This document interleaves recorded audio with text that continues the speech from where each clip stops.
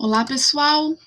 Espero que vocês estejam bem, estejam com saúde e já quero deixar mais uma vez o convite, como eu sempre falo para vocês, vamos conversar sobre arte, tragam seus artistas, suas obras, vamos compartilhar esse conhecimento e estou aqui para tirar dúvida de vocês, para conversar, porque a arte é isso, a arte é conversa, é reflexão, é sentimento, e isso precisa ser vivido por todo mundo. Então, vamos à nossa aula. Na aula passada, eu iniciei o tema, né? A gente começou a falar sobre renascentismo, trouxe para vocês, então, contexto, trouxe a divisão histórica, trouxe algumas características desse período. Eu falei sobre o Trecento com vocês, trouxe Giotto, um dos artistas que é reconhecido como pai desse período. E aí, até quis iniciar o Quattrocento na aula passada, mas ficaria muito comprido, e daí decidi separar aqui para vocês. Então, como eu falei na aula passada, eu trouxe um contexto aqui, eu vou passar bem rápido esses slides, porque a gente já conversou. Se vocês não assistiram, volta lá no outro vídeo, coloca a voz acelerada, não tem problema, para poder recapitular isso, tá bom? E se tiverem dúvida, como eu já falei, tragam para a gente saná-la, tá bom? Então, a gente está num período de renascimento cultural, nós temos estudos, nós temos o crescimento da burguesia, a economia agora voltou a funcionar de forma mercadológica.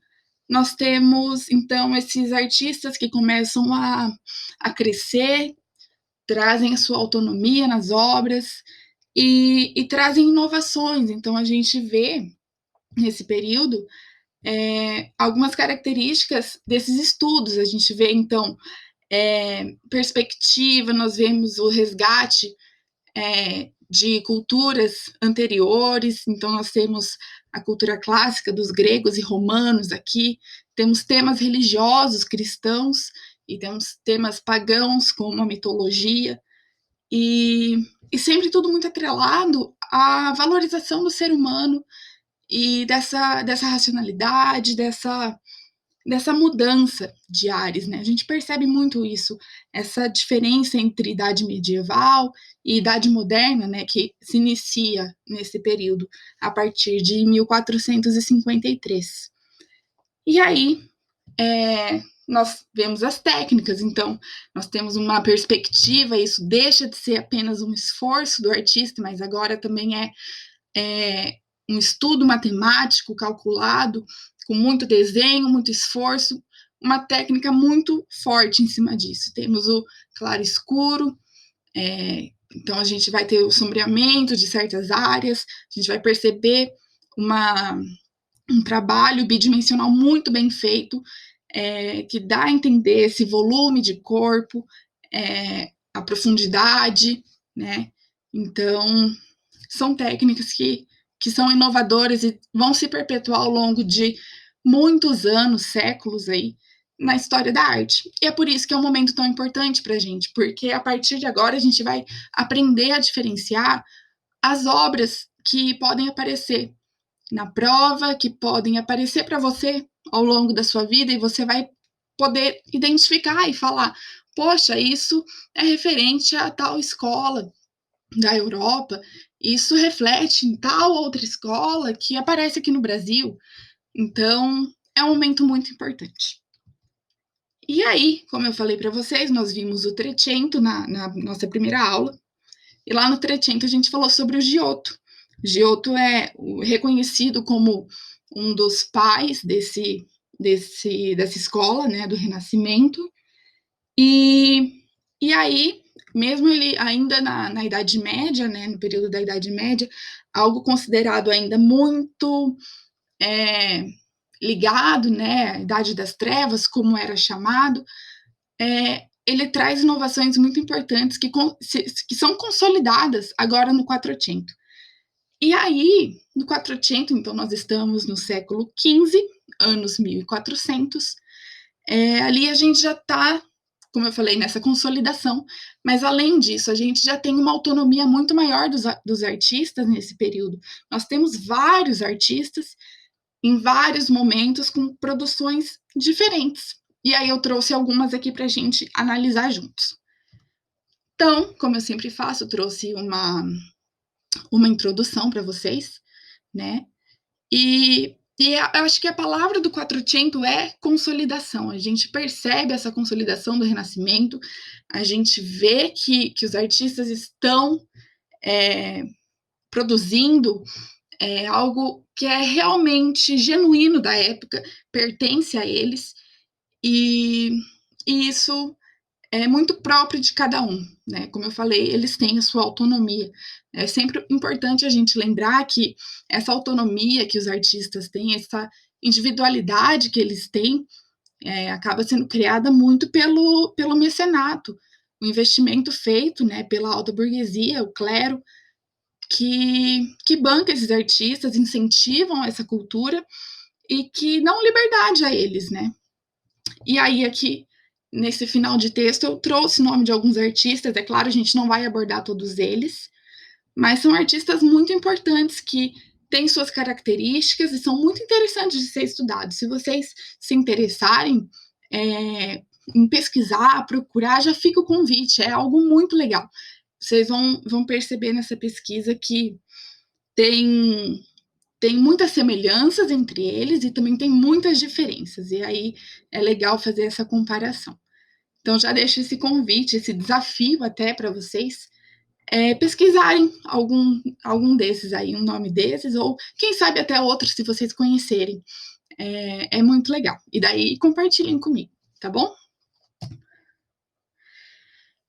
E aí, eu inicio esse momento pela arquitetura.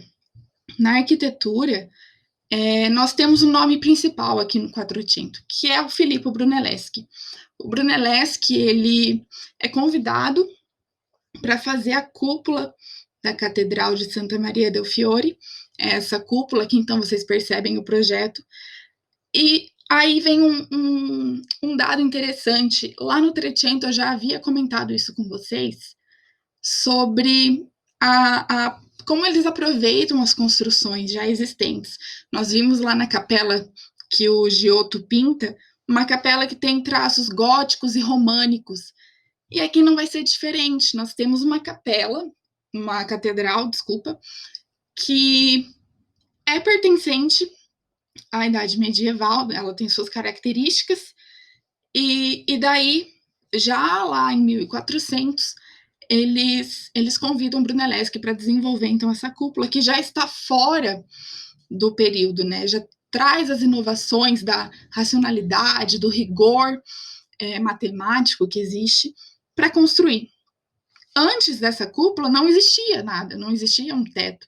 Então, obviamente, se chovesse ali, entraria água, né? E aí, então, o Brunelleschi, ele desenha essa cúpula e ele traz esse plano octogonal. Ele faz 8 faces aqui na cúpula. Isso é uma inovação, porque ele usa a matemática a seu favor, ele constrói uma cúpula perfeita.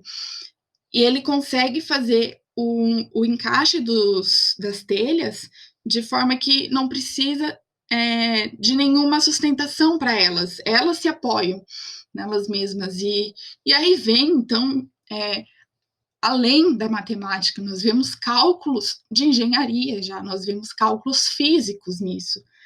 E é o reflexo desse renascimento cultural, literalmente, porque nós estamos usando todo o conhecimento existente desde os gregos, desde os egípcios, agora. Esse conhecimento ele está sendo difundido, ele está sendo espalhado. E é claro que é muito importante a gente entender que esse conhecimento, a gente fala que ele é difundido, que as pessoas passam a ter mais acesso ao conhecimento, mas não é bem assim, né, gente?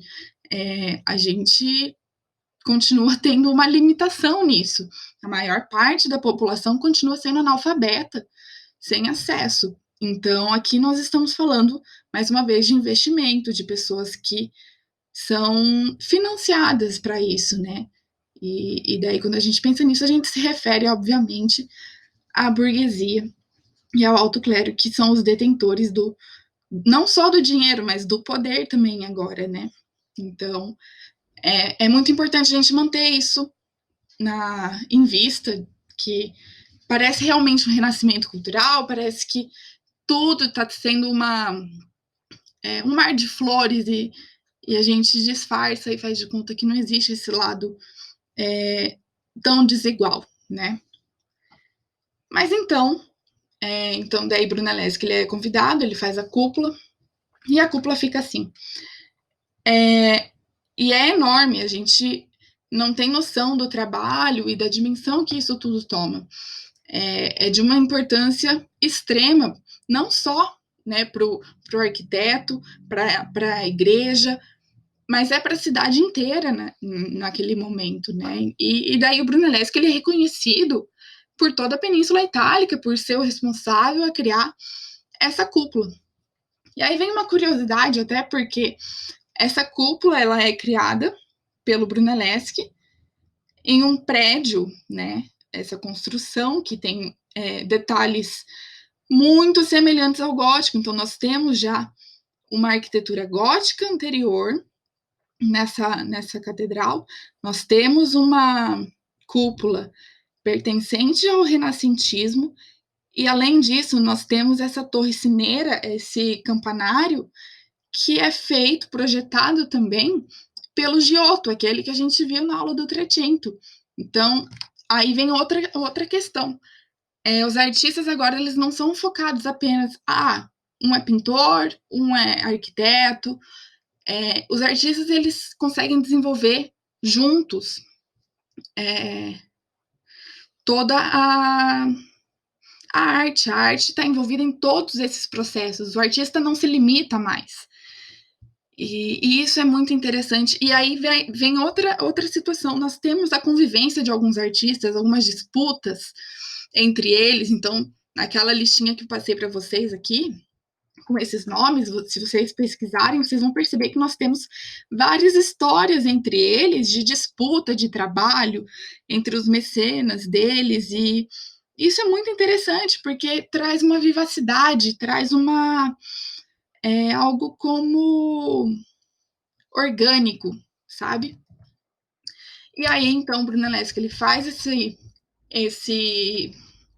essa cúpula, e daí depois ele é convidado a fazer esse projeto da Capella Pazzi. Não sei se fala assim, mas a capela ele faz algo muito semelhante ao que a gente entende por arquitetura do renascentismo, a arquitetura renascentista. Essa arquitetura, eu trouxe as imagens aqui depois para vocês verem, mas ela traz esse plano centralizado, diferente do plano longitudinal que a gente viu no gótico, com um formato de cruz alongada.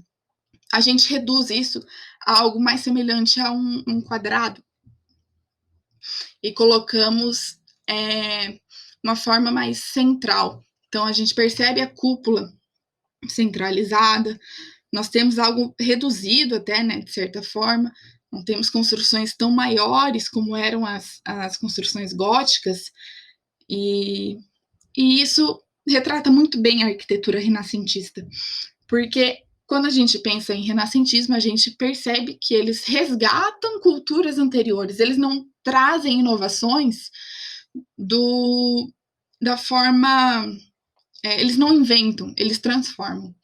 E, de certa forma, isso assegura muito bem o renascentismo, isso deixa muito certo do que eles querem, muito certo do que eles fazem, e mesmo que não seja, mesmo que eles não tenham inovado em colunas, em arcos, eles conseguem trazer uma harmonia, uma simetria muito bem desenhada, que é característico da época. Então, como eu falei, trouxe as imagens, nós temos aqui, então, essa qual é o nome aqui? Coloquei a capela, isso. Tava com catedral na cabeça, a capela. Então, falei para vocês, nós temos colunas, nós temos um frontão triangular, nós temos arcos aqui, as janelas em arco. Nós temos essa cúpula, essa abóboda feita, mais uma vez, os arcos, para vocês perceberem a mistura das culturas gregas e romanas aqui, como isso é colocado. Então, nós temos o plano centralizado, a cúpula está aqui em cima, percebe que tem aqui um altar, e isso nós temos quatro lados, algo muito semelhante, até se a gente for pensar, com uma rosa dos ventos. Nós temos norte, sul, leste, oeste, e aí a gente já começa a pensar nas grandes navegações também. Nós temos bússola, nós temos um conhecimento astronômico, e isso vai se refletindo nas composições matemáticas, que se refletem daí na arquitetura, e que daí acabam também refletindo na existência dessas pessoas que vivem ali, e indiretamente isso é incutido, a gente vai sentindo que existem novas formas de pregar, né, para a religião, novas formas de pensar e até combater as heresias, quem sabe, no caso, mas enfim. E aí, outra coisa que a gente precisa perceber, como eu falei, então, nós temos arcos, temos colunas, temos frontão, nós temos as paredes, elas são limpas, elas são, não são produzidas como as paredes do bizantino, que possuíam muitos mosaicos. Nós temos paredes que são praticamente lisas, né? Apesar dos detalhes de colunas e alguns santos colocados, eles primam muito por essa limpeza, de certa forma, é uma limpeza estética, porque isso tudo conta para a simetria, que eles pensam e calculam, estudam a simetria, a harmonia, e algo que seja leve aos olhos, que seja gostoso de se ver, não pese, não canse. Então, isso também é pensado nessa época.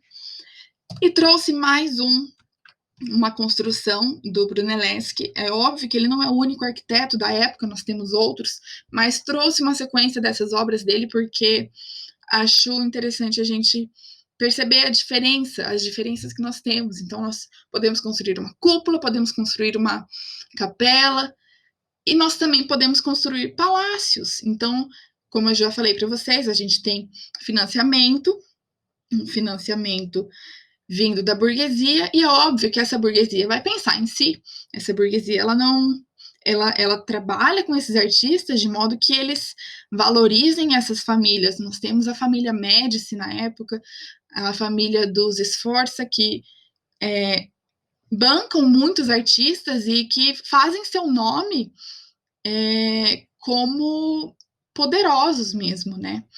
Então, as famílias, elas conseguem traduzir esse poderio delas pelos artistas, por construírem palácios, por terem seus retratos feitos, e não tem muito o que falar, né, gente? Se a gente perceber só o tamanho dessa construção, poxa vida, é um mega palácio. E mais uma vez a gente percebe, então, as características do Renascimento. Nós temos arcos, temos um frontão triangular, até uma simulação de coluna, quem sabe? E daí, na época, obviamente, esse palácio pertencia a uma família. E não é o único, a gente vai ver isso espalhado por vários locais da Itália. Mas, como eu já falei para vocês anteriormente, nós temos aqui uma constante valorização da cidade de Florença. Florença é o berço, um dos berços do Renascimento italiano e até o Renascimento como um todo no mundo, né? Que é o centro dessas atividades comerciais, é o centro do dinheiro, é onde circula e é onde as pessoas precisam ser vistas, né? Essas famílias precisam ser vistas para afirmarem seu poder e até terem influência sobre o governo, sobre a igreja e assim por diante. Então, trouxe também essa arquitetura para a gente saber que Sim, nós agora pensamos em casas, em palácios grandiosos para pessoas que se consideram grandiosas. E aí eu trago mais uma reflexão, a gente já falou sobre isso, lá na aula sobre Roma, Roma Antiga, eu trouxe para vocês uma casa romana e falei para vocês quem é a pessoa que tem condição de ter essa casa, o que muda da nossa realidade, porque todo mundo tem acesso a uma casa, uma moradia? Não, né? Vocês sabem muito bem disso. Então, por mais que os tempos mudem e os lugares mudem, a gente sabe que as construções de lar, de moradia, elas continuam sendo restritas. Desde Roma, aqui no Renascimento, e hoje continua sendo, né? E aí, então, a gente deixa a arquitetura e começa a falar, então, sobre a escultura. Eu trouxe Donatello. Nós temos aqui, então, uma das tartarugas ninjas, né? E, na verdade, eu nunca assisti o desenho, até uma mágoa de infância, mas acho muito legal ter essa cultura de essas misturas entre artes clássicas, entre uma cultura pop até, né? A gente vai ver isso bem lá para frente, mas por que não considerar isso uma cultura pop, uma arte pop? Se está no meio de todo mundo, se é acessível a todos, por que isso não é arte, né? Então, sim, nós temos aqui tartarugas ninjas que podem ser consideradas artes e, e são mesmo, porque, como já falei para vocês, a arte não se restringe à arquitetura, escultura e pintura, nós temos a arte de artesanato, como é muito feita no Brasil, nós temos artes milenares de dança e de música, o cinema é considerado uma arte, então, se o cinema por que não um desenho animado, sabe? É, então, é gostoso pensar e repensar essas formas de arte e como isso traz influências significativas na nossa vida, como toda como a indústria cultural e os seus braços influenciam de forma positiva para a gente entender a arte, entender a vida, entender questões que nem sempre são tão explícitas assim, né? Mas, enfim, né? Eu não posso perder muito foco aqui. Vamos falar agora, então, de escultura. Trouxe, então, Donatello com essa estátua de São Marcos. Vocês percebem muito que a arte continua muito ligada à Igreja Católica, e isso é uma constante durante muito tempo, por mais que nós temos outros temas, como falei para vocês, temas pagãos da mitologia, a igreja ela continua se envolvendo muito com as artes. Então, Donatello ele constrói, esculpe São Marcos de uma forma muito leve, ele continua usando mármore, então nós já usávamos mármore lá na Grécia, temos uma queda do mármore em Roma e a gente passa a usar o bronze, e agora o mármore volta com tudo, e aí o artista ele consegue trazer uma leveza com essa simetria de contraposto, que a gente já viu na Grécia, e traz uma humanização. Eu já falei isso com vocês lá no Giotto, dessa humanização dos santos, traz certa aproximação e gera identificação nos fiéis.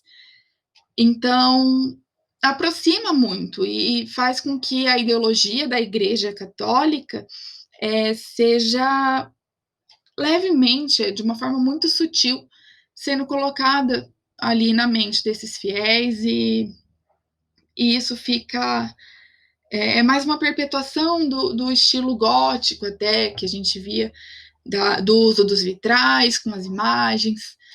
Então, eles procuram mecanismos diferentes dessa perpetuação, mas eles continuam existindo, né? Acho muito interessante a gente pensar nisso também. E aí a gente não tem apenas uma escultura, nós temos todo um detalhamento em volta dessa escultura com capitéis, né? Com as colunas e esse cálculo dessa meia circunferência, é? Bom, não lembro, peço uma ajuda para o pessoal de matemática. E daí, falei então da simetria de contraposto aqui para vocês, com esse joelho dobrado, percebem? Esse pé levemente colocado na diagonal. Percebem como ele segura com leveza essa placa? E vamos lembrar, isso aqui é mármore, então é um peso que ele consegue transformar algo de toneladas em algo como se fosse uma pena. É um trabalho muito bem feito, muito bem estudado, muito bem pensado. E não se enganem, trabalhos assim, eles são feitos diversas vezes antes de ter a sua obra-prima. E aqui a gente vai ter, sim, esse termo, nós teremos as obras-primas, o melhor do artista, porque ele se esforça muito, ele estuda muito para chegar aonde ele quer chegar. E quando ele consegue isso, ele tem ali e fala, ele mesmo admite isso, ele fala, essa é a minha obra-prima.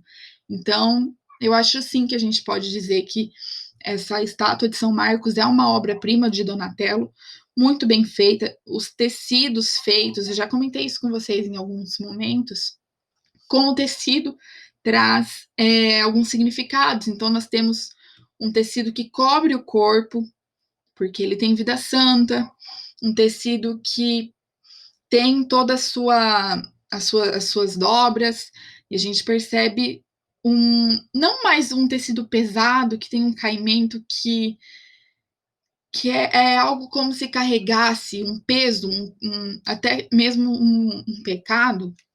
A gente percebe um tecido que é mole, ele tem essa, não elasticidade, né? A gente não fala ainda de elasticidade aqui, mas um tecido que tem a sua. É um tecido leve. Eu acho que eu posso repetir muito essa palavra na aula, mas é porque é algo muito característico do Renascimento. As coisas são leves.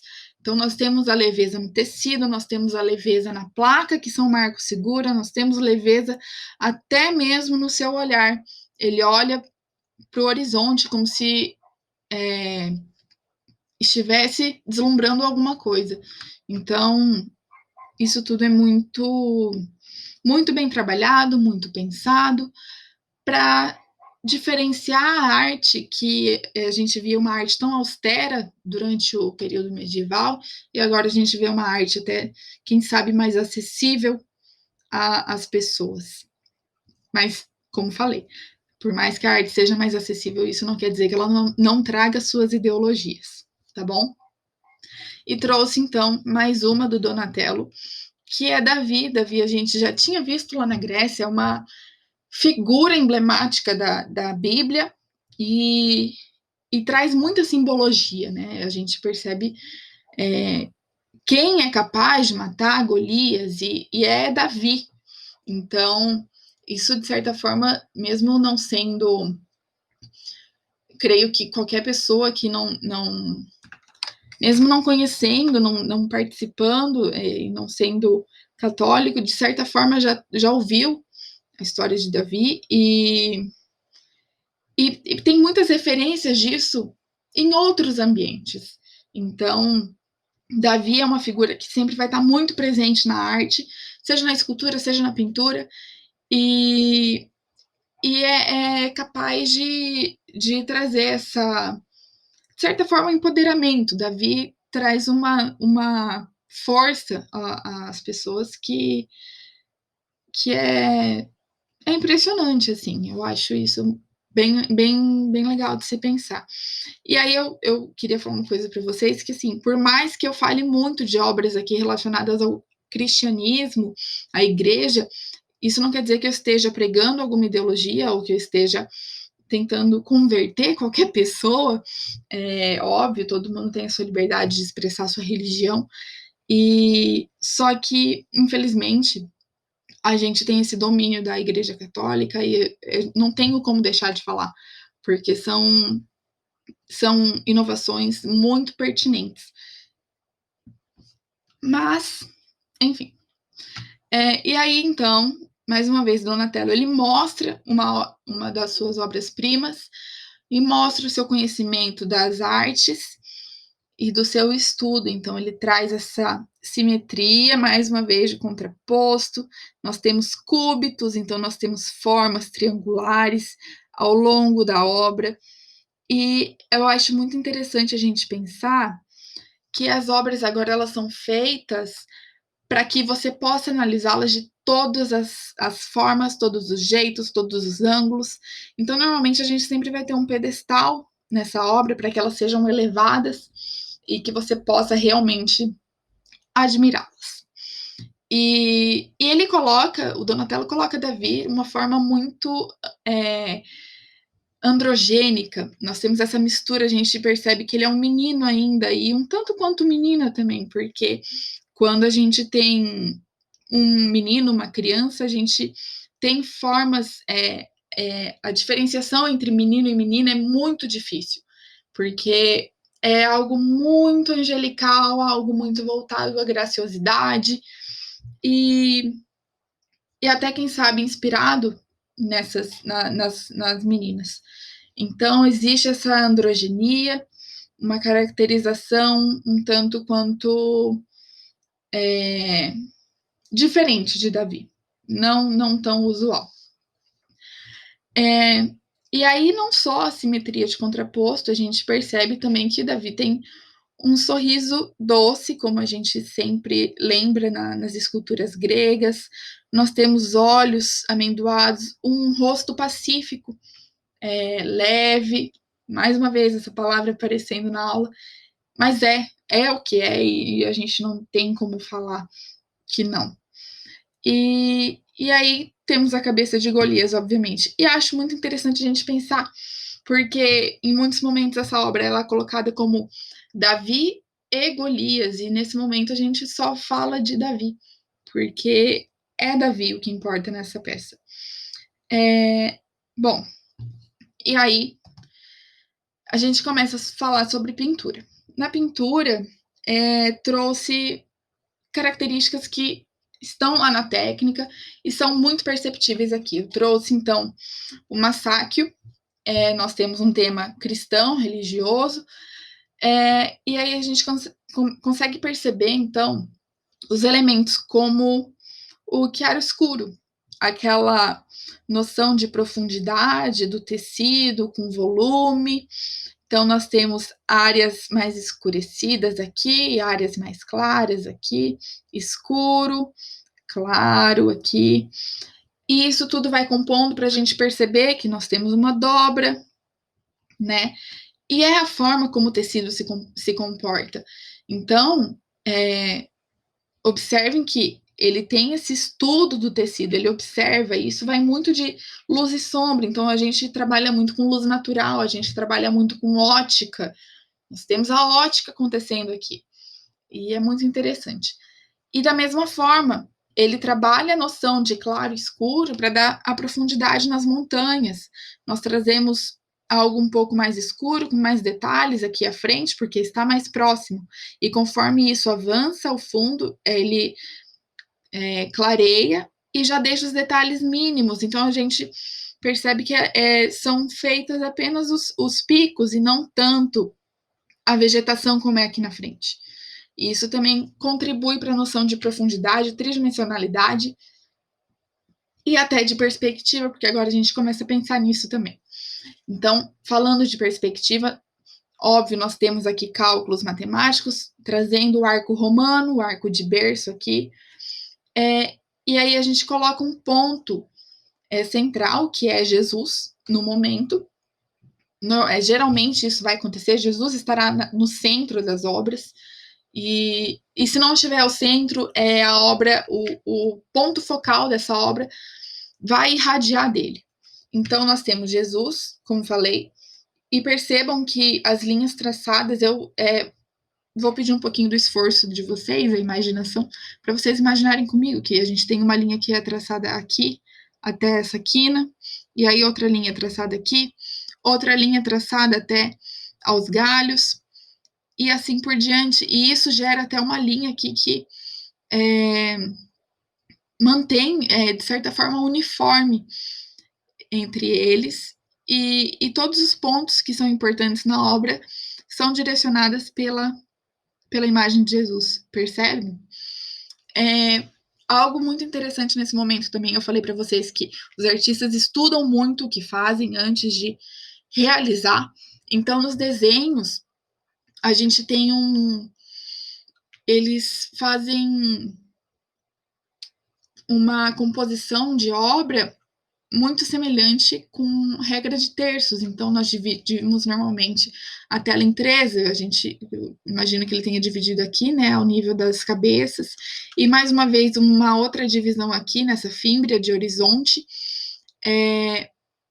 para conseguir construir esses patamares de profundidade e aproximar e distanciar os elementos da obra.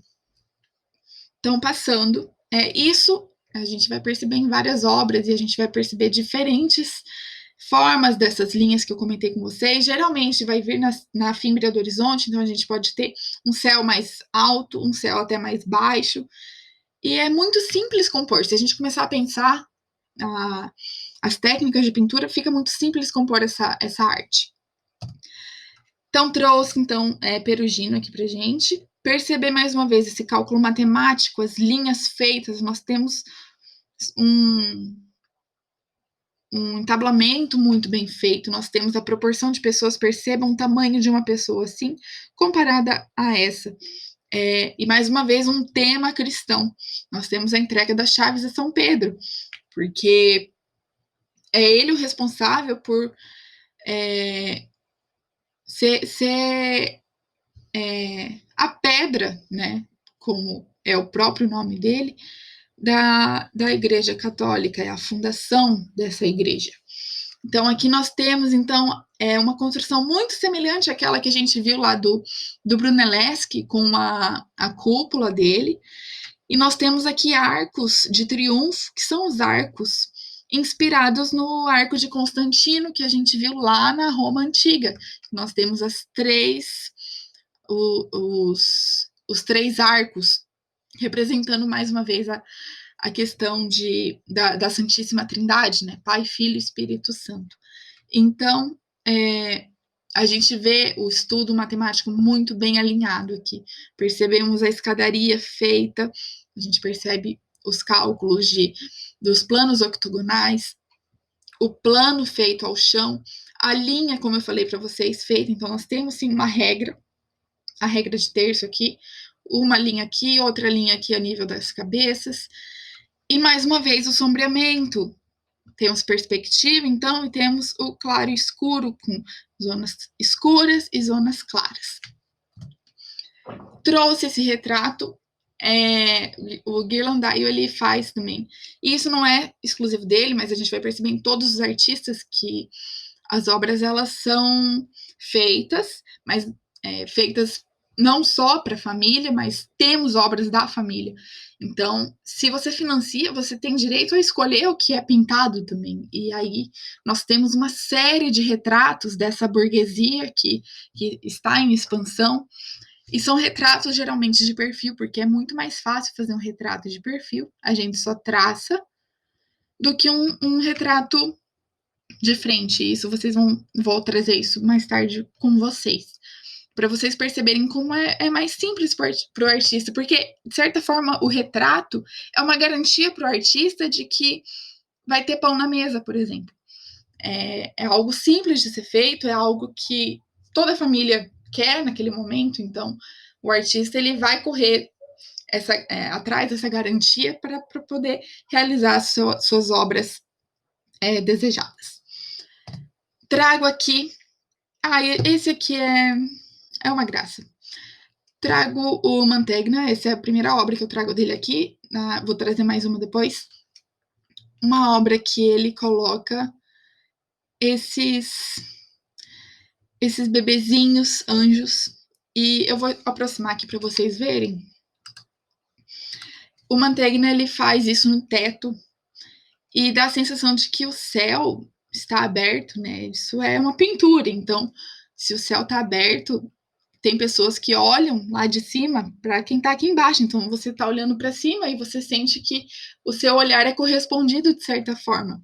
Vou aproximar para vocês verem. Então, nós temos os olhos, nós temos os anjos, e percebam o estudo anatômico até, porque nós temos construções anatômicas dos dedos, nós percebemos muito bem essa construção de bebê fofinho, então um bebê muito parecido até com aquele bonequinho da Michelin, de pneu. Então, ele forma essas dobrinhas, ele trabalha muito bem essa composição. E daí nós temos as expressões também, que é muito interessante a gente observar. E eu acho isso muito legal, porque trazer essa quebra de perspectiva, de você olhar e de repente você se sente correspondido de certa forma, e só depois percebe que aquilo é só uma pintura, para aquela época é um avanço tremendo, sabe? E daí, é claro, se a gente tem a parte bonita, a gente também tem a parte feia. E isso deve ser muito bem trabalhado, porque quando a gente pensa em Renascimento, a gente pensa em obras belas, em obras que retratam a beleza, a estética, e nem sempre é assim, porque a gente precisa falar do que é feio e do que traz degenerência pra gente. E aí, quando, mais uma vez, a gente traz um tema cristão, e a obra fala por si só, nós temos a lamentação sobre o Cristo morto. O Mantegna, ele consegue traduzir essa cena tão forte, tão simbólica, de uma forma bela, só que é o belo que traz o feio. E isso precisa ser pensado, porque dentro das artes, quando a gente enxerga os pés, a gente enxerga o nariz, isso traz algo semelhante à feiura, traz algo de degenerência e algo que não é agradável. Nós percebemos uma diferença de cor usada.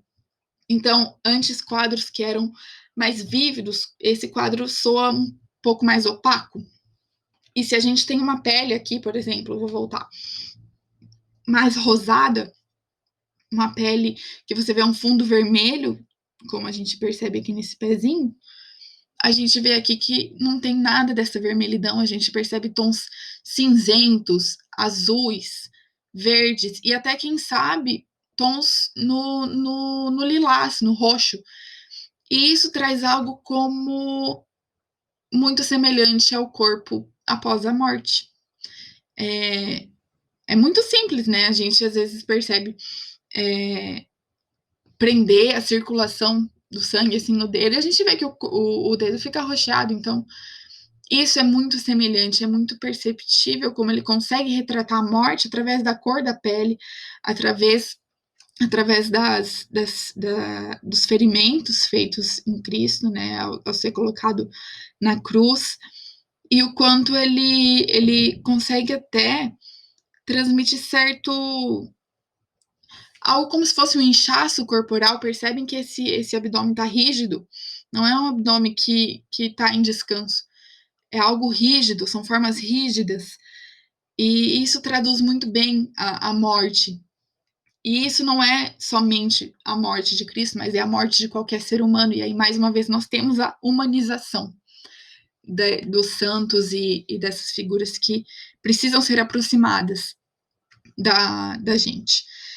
E não só, a gente tem expressões de dor e sofrimento aqui muito importantes, e até a questão da velhice. Nós temos rugas.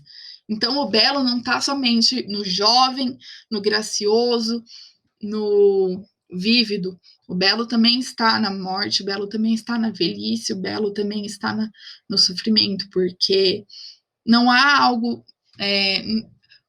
não existe qualquer coisa mais humana do que o sofrimento. É muito simples ser feliz, mas sofrer é algo que, de certa forma, nos traz identificação, nos traz uma comunhão muito forte, porque sendo seres empáticos, aí até imagino, né? Eu espero que todos tenhamos empatia. Nós sabemos, nós entendemos o sofrimento de outra pessoa. E é isso, o belo do ser humano está nisso, em ser essa compreensão. Então, queria trazer isso porque o belo não é somente belo, o belo pode ser o feio também, tá bom, gente? Isso é muito importante para a gente refletir, não só na arte, mas na vida também. E aí, aqui para encerrar, eu sei que a gente já falou bastante, mas para encerrar, eu trago o Botticelli. Ele é o nome, provavelmente, do Quattrocento. Por mais que a gente já esteja no final do Quattrocento, então nós estamos iniciando ali algo muito parecido com o Cinquecento, que é o esplendor da arte, a gente vai ver na próxima aula. E mesmo tendo artistas que são consagrados no Cinquecento, já existentes aqui no Quattrocento, eu não os trouxe porque seria errôneo encaixar eles aqui. Então, só trouxe o Botticelli nesse momento. E aí eu trago o Nascimento de Vênus, eu acho que todo mundo já deve ter ao menos ouvido falar dessa obra. E ele traz essa Vênus que representa mais uma vez o nu feminino, o nu que até tempo antes, ali na Idade Medieval, era algo muito negado, né? Nós não tínhamos mais. Isso ficou lá na Roma antiga, com as esculturas, entre elas esculturas de Vênus. E daí, agora, com esse renascimento, a gente resgata toda essa cultura greco-romana, e aí nós trazemos mais uma vez o nu feminino. E percebam, o Botticelli, ele tem suas características que são muito fáceis de perceber nos seus quadros. Primeiro é que ele sempre vai trazer mulheres muito semelhantes a ela, porque ele tinha uma musa inspiradora, que era Simonetta Vespucci, uma parente distante do mesmo Américo Vespucci, que descobriu as Américas. Então, percebam como isso tudo está muito relacionado ao que a gente estuda a partir aqui do descobrimento do Brasil e tudo mais. Então, nós temos essa figura sempre muito semelhante, que é a musa dele. Nós percebemos ombros pequenos nas mulheres. Nós temos um quadril mais alargado e um ventre projetado. Então, percebam que tem até algo como se fosse um corte aqui.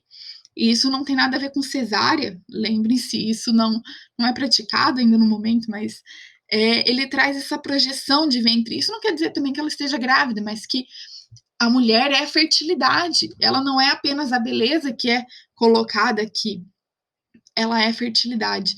E ele consegue trabalhar muito bem essa questão de perspectiva também, quando a gente percebe a concha e percebe esses detalhes nos tecidos, e mais uma vez, os tecidos são leves, eles são tão leves que o vento leva ele junto. E óbvio, isso aqui a gente está falando de uma mitologia, nós saímos dos temas cristãos. E aí nós temos vários significados. A gente, mesmo tendo um estudo maior aqui, a gente percebe que ele traz as ondas do mar com uma simplicidade muito grande, de uma forma muito semelhante ao que a gente fazia na infância, sabe? De só fazer essas ondinhas leves, e conforme elas estão mais próximas, elas são maiores. E conforme estão mais distantes, elas estão menores.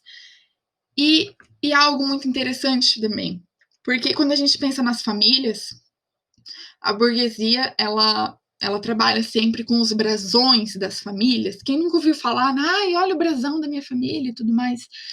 E isso aqui existe realmente nessa época. E daí, geralmente, nós tínhamos flores ligadas a essas famílias ou animais. E aí vem mais um significado que a gente vai poder perceber ao longo de várias épocas da história da arte. Nós temos flores aqui que são violetas. E as violetas, elas são consideradas flores simples porque elas têm caule curto. Então, geralmente, flores de caule curto são consideradas flores simples, flores voltadas a famílias mais modestas. E aí nós temos flores, por exemplo, como as tulipas, que são caules alongados, que de certa forma, traduzem a opulência de outras famílias. Então, isso tudo vem sendo muito bem representado nos brasões, e quando Botticelli coloca as violetas aqui, ele coloca esse nascimento de Vênus como algo muito simples, como ela é alguém simples e uma pessoa do povo. E acho muito interessante essa visão, porque ela é uma deusa, só que ela não é inacessível, percebem? E aí ele consegue fazer cachos também, que são cachos muito estáticos, me parece. Eu não sinto esses cachos tão movimentados, com tanta vida. E é claro, então a gente tem que entender que nós temos estudo, nós temos perspectiva, nós temos essa margem que chega até aqui o final na fímbria, mais uma vez, nessa fímbria de horizonte. E por mais que tenha esses estudos, a gente sabe que também existem lugares que faltam. Isso pode estar no cabelo, pode estar nas ondas e tudo mais. E trouxe essa obra, eu acho que é uma das obras-primas dele também, que é a Primavera. Essa é uma obra que de início a gente sente dificuldade de interpretar, mas é que ela tem a sua harmonia em partes desconstruídas, e eu acho isso muito, muito interessante. A gente vê aqui inicialmente que existe um estudo de botânica muito bem feito, porque ele está falando da primavera, e a primavera é esse renascimento, ele consegue traduzir o momento muito bem por esse quadro. Então, ele coloca, percebam, as mulheres muito semelhantes a Vênus, que ele coloca aqui, muito semelhantes.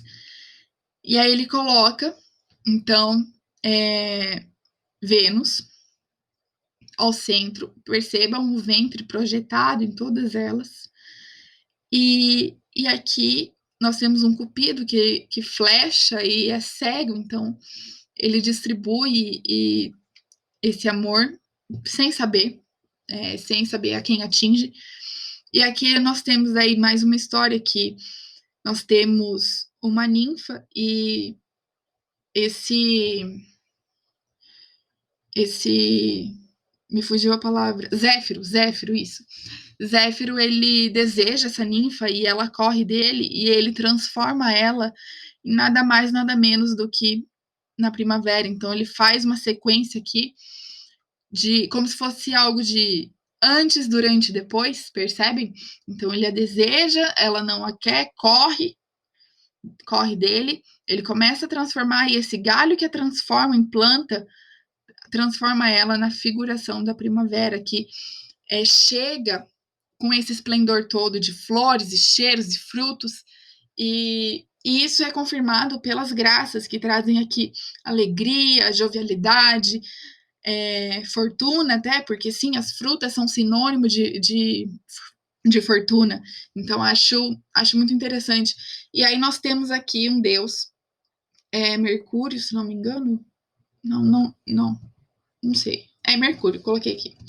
Mercúrio que é o protetor desse bosque, então ele tem a sua espada e ele tá aqui para segurar que tudo corra bem nesse espaço, como se fosse algo vamos colocar entre aspas assim, a bênção da, da Vênus, dessa deusa. E eu vou falar só mais um detalhe que eu acho muito interessante, porque nós temos todo o trabalho aqui de perspectiva e claro escuro, é um ambiente muito escurecido, se vocês perceberem, esse bosque é escuro e realmente os bosques são escuros, mas nós temos essa claridade com as figuras que ele coloca. E algo muito interessante é esse tecido, que é um leve, algo como se fosse uma organza, um tule, e tem a sua transparência, tem a sua leveza, e pensem como isso é feito na pintura. É algo muito leve, uma pincelada muito leve, uma tinta muito aguada. Então, isso tudo precisa ser observado, tá? E aí, como eu falei, existe um último detalhe que eu acho muito bonito. aqui nós temos duas formas que se assemelham muito ao pulmão.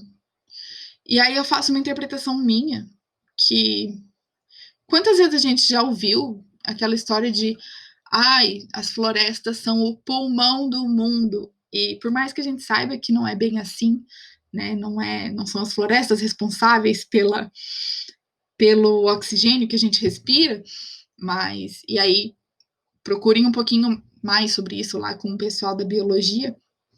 É, esses pulmões, e eu não sei se isso foi feito de caso pensado pelo artista, mas mesmo se assemelhando a pulmões, a gente pensa naquele frescor da mata, naquele ambiente puro, num lugar que é gostoso de estar. E traz essa conexão com a natureza. E eu acho isso incrível, porque eu, eu, eu consigo pensar nesse momento, quando eu vejo esses pulmões, vejo essas flores ao chão e penso na primavera e penso nessa mistura de frescor e cheiro cítrico com um adocicado, isso me transpõe, eu realmente me sinto levada pela obra a um lugar de conforto, a um lugar de, de estado mesmo, estado de espírito, como se eu estivesse dentro da obra. E acho isso muito, muito legal. Eu sinto isso com essa obra e muito provavelmente pode ter gente que não sente, quem sabe você não sente isso, mas existem várias obras que podem nos causar isso, e isso é uma delas. E talvez, quem sabe, eu falando isso, você consiga sentir também. É... E é isso. Aí, então, deixei aqui um texto para vocês lerem também, sobre o Sandro e sobre essas obras.